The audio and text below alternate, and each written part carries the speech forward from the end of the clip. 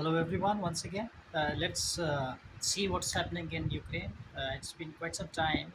There is a slow progress, and the war of maneuver has now turned into more of a war of imitation.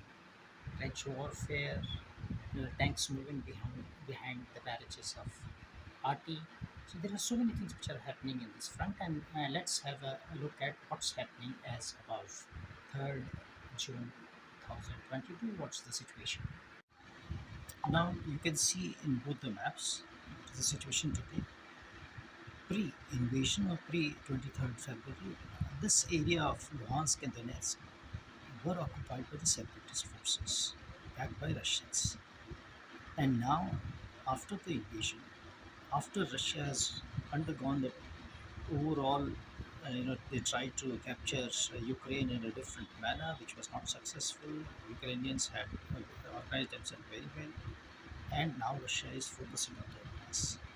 And within their planning, they want to actually try and free the Donbass to take home a point for their own population that we have freed the areas which we claim to be, Russians. And so this is Luhansk region and Donetsk region. So Luhansk saved this very critical enclave, which is west of this river here and west of Severodonetsk. That is left. Severodonetsk, which is east of the river, has largely been captured by Russians. So save this enclave, which we'll be talking more in the next slides. Luhansk has mostly been occupied by Russian forces.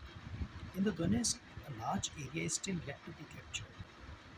This and especially the major area of Luhansk and Kramatorsk, and in the south, Bakhmut. Now these areas are in the hand of Ukraine, so the war may actually last long. And with now induction of weapons from Americans and other Western countries, Ukrainians may be in a position to actually hold Russians much longer than what was anticipated. The overall picture is in the east, the Severodonetsk has been captured largely by Russians. A few remnants are left, and Russians are deployed east and north of this river, Severodonetsk, in the north, and in the south they have captured Popasna and have has got some limited success over this. So basically, there is an enclave which is 40 kilometers by 40 kilometers in this area, which is occupied by Ukrainians, and Russians are trying to close this gap between Popasna and Liman. So if they are able to close this gap, the chances of trapping these Ukrainians is there, and Ukrainians are today in a dilemma whether to hold or to withdraw. Now let us talk about operations which are in the northern side of the river. So Russian forces are leaning onto the river and have tried to make numerous crossings. So this is the river here, which is moving like this. They have made an attempt at the Yampil area and up to two in this area, which is near Rubicen, and one attempted crossing near Severodonetsk. So in all, they have attempted about 9 crossings, Russians, and which have failed. One of the crossings have actually been very devastatingly bad for Russians. They lost up to two battle groups here. The bridge was destroyed, and the forces which were on the other side, which was a partial success, was decimated by Ukrainians. So what is happening? So river obstacle crossing is a very deliberate operation and needs all arms effort. Engineers are involved. Artillery is a very major factor in this. Then you require leaning on with a larger force. Now the battle group concept, as a concept itself, is largely it tries to break down the forces. So I personally feel that for the river crossing, you require combat commands. You require a larger force which can lean on, carry out 2, 3 deliberate crossings at the bigger level. Each combat command attempting two crossings, and so it is a very deliberate all arms concept, and you need a larger force, very deliberate, good planning, very well integrated operations. Otherwise, you tend to lose a lot of people here. And what is this is what is happening for the Russians in the northern side. They have made numerous attempts. So you can see that they attempted once here and twice in this area, and they failed every time. And today also, Lysychansk area, which is on the west side of the river, is in control of Ukrainians. If they're successful anyhow in this river operations, by now this enclave would have been closed. So great amount of thought process has to go into the organization of force which is required for the river crossing operations. Now let us look at the operations at the southern side. Now Russians have been able to have a breakthrough in the Popasna area. They have tried to break through in multiple directions and some of which have successful. Now this is largely because of the reserves from southern area. They have been moved up north, which are opposing this river crossing which is being attempted by Russians. So this southern area has weakened, and from Popasna area the movement of Russian forces has been much quicker and much more than what is happening in the north. North there is a standstill, whereas southern forces are moving a bit, but not too much. What is also happening is that from the east, from the west, that is up to 7 brigades have been rushed from Zaporozhye and the Dnipro area in this area.